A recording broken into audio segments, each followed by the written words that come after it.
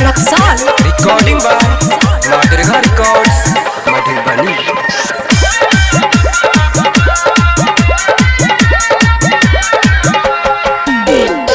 चरा पलाइट कमर बटाइट, चरा पलाइट कमर बटाइट, जवानी नसे नसे कौशल छौरी मुखिया जी से फांसल रे, छौरी मुखिया जी से फांसल रे।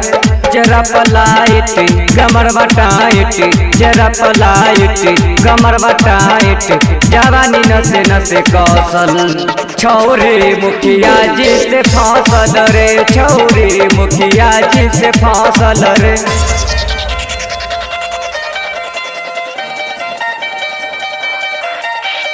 DJ Manish Raxaul recording by Madarga records Madhubani.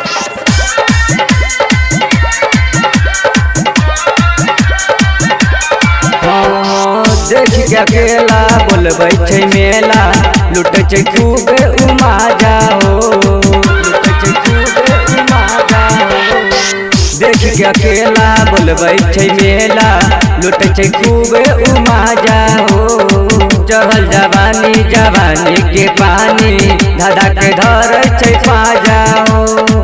लै छै फैसला सीखे का कहारा, लै छै फैसला सीखे का कहारा, फॉर्म पर मोहर मारल छै छौरी मुखिया जी से फांसल रे, छौरी मुखिया जी से फांसल रे।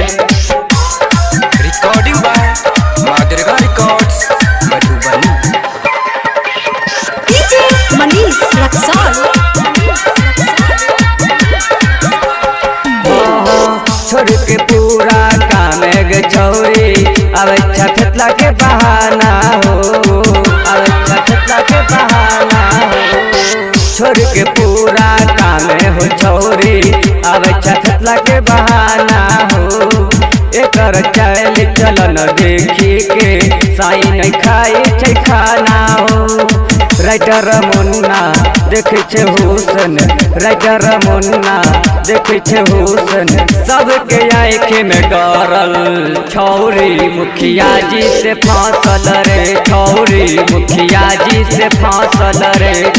चरा पलाइट कमर बटाइट, चरा पलाइट कमर बटाइट, जवानी नसे नसे कौशल छौरी मुखिया जी से फांसल रे, छौरी मुखिया जी से फांसल रे।